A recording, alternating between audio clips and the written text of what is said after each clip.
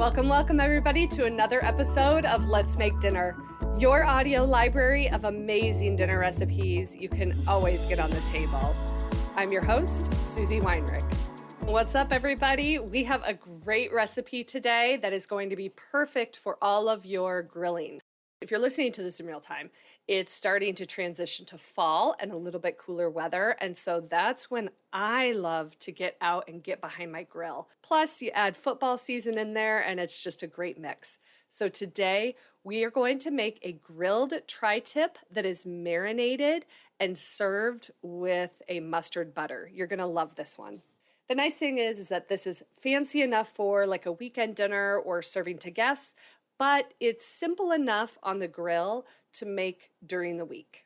Let's talk a little bit about what a tri-tip is. So a tri-tip is a cut of beef, and it's going to be usually around like 3 pounds per cut, per piece. And it's going to be kind of big, and it's going to be in the shape of a triangle. And that is a tri-tip. Now, I think you can also get tri-tip steaks, but for this recipe, we're using an entire tri-tip. We're going to marinate it, and then we're going to talk about how to slice it, because tri-tip comes actually with 2 separate grains, and with any cut of beef, you want to make sure you're cutting against the grain so that you can actually chew it. If you cut beef or steak with the grain, it's going to be incredibly chewy. If you happen to fall in love with the tri-tip, I also have a wonderful recipe for a braised tri-tip with a red wine glaze, and I will link that in the show notes for you. We're going to go over a lot of tips and tricks with this recipe, but we're going to talk about most of them while we're going through the actual recipe. So we're just going to go ahead and get right into it. When you bring your tri-tip home, usually there's going to be one side that has a very large fat cap, and unless you bought it already trimmed, what you want to do is remove the majority of that fat cap, and then sometimes underneath that fat cap, there's going to be some silver skin. First, to remove the fat cap, you want to just grab at one of the 3 points, grab that fat cap, and take a very sharp knife and slide it under, and then just keep working all the way up as you peel that fat cap back. Now, underneath that fat cap, if there's some cloudy parts or shiny parts, that's probably silver skin.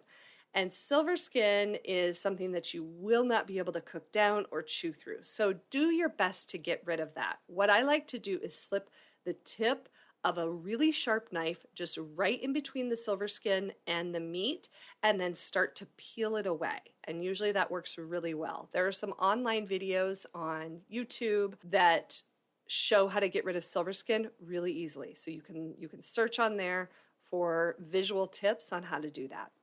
Now, once you have all of that removed, what I like to do is lay out some large sheets of plastic wrap. Pop that tri-tip on top of there, because we're going to marinate the tri-tip and then wrap it up really tight in that plastic wrap.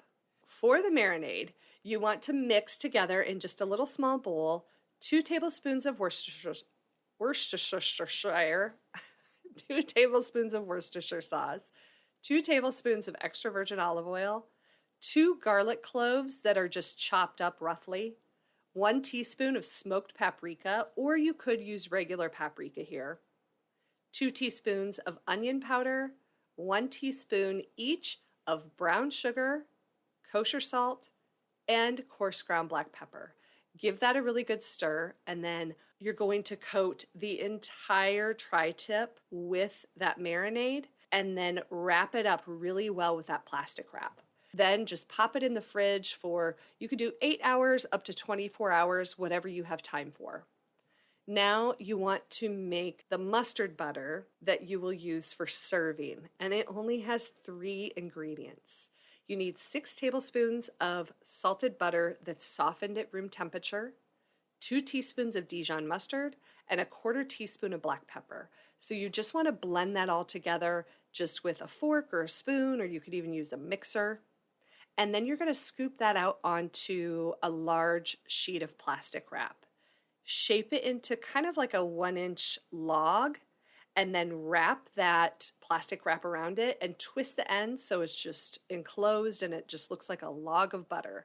You can pop that in the fridge and it will be good for a week, 2 weeks, until you're ready to use it.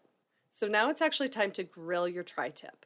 So you want to set your grill to have direct heat and an indirect heat side. And you want to set your grill up for high heat temperature. While your grill is warming up, you want to go ahead and remove the tri-tip from the fridge and just allow it to stand at room temperature for at least about 30 minutes. And this is called tempering, and it's just warming up or bringing to room temperature a large cut of meat so that it cooks more evenly on the grill.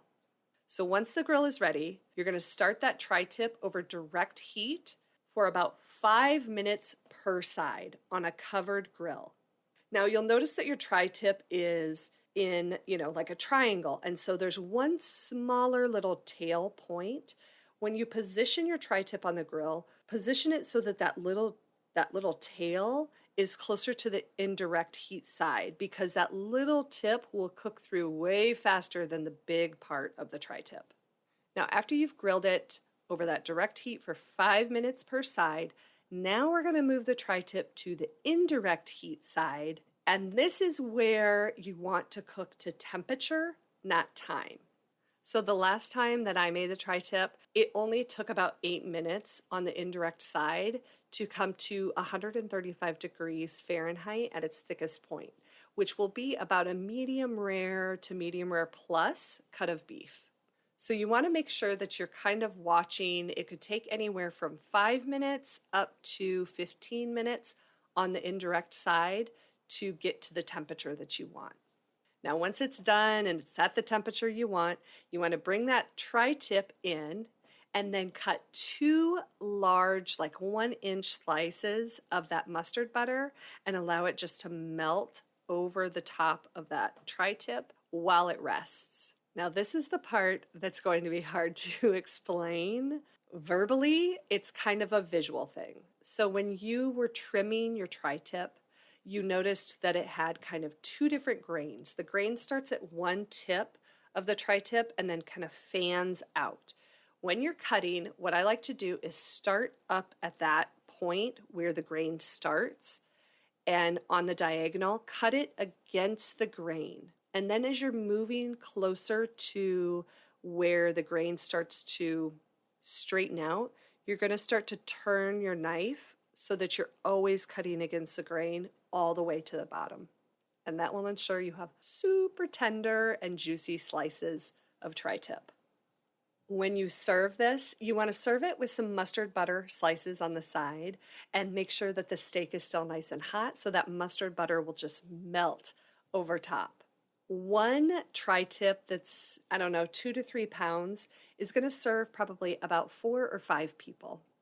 Some great side dishes to think about with your grilled tri-tip are a really nice side salad that has a tangy vinaigrette. And I have a great recipe that has a warm balsamic vinaigrette over top. Super easy, super simple, and really delicious. Either garlic mashed potatoes or like a crispy cast iron potato or baked potatoes would be excellent.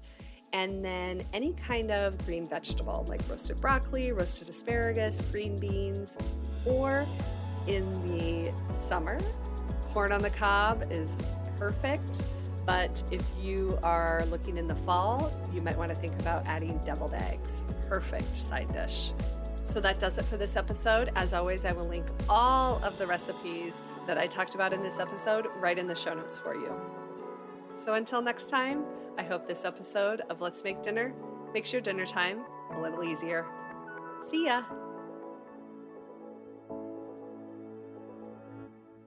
All right, everybody, now is normally the time that I would do the double dip, but we are going to take a little bit of a break from the podcast. I think I'm going to take a couple months off here. I am focusing really heavily on video right now, which is consuming all of my time. So if you are enjoying these podcast episodes, I would really encourage you to go over and find me on YouTube and watch some of my actual videos so you can see my face, still learn about all the wonderful dinner recipes, tips, tricks, kitchen hacks, all of those things that help you feel really successful at dinner time. I also encourage you to sign up for our newsletter so that when I do start the podcast up again, that you will be notified of the latest episodes. So until then, hopefully I'll see you over on YouTube.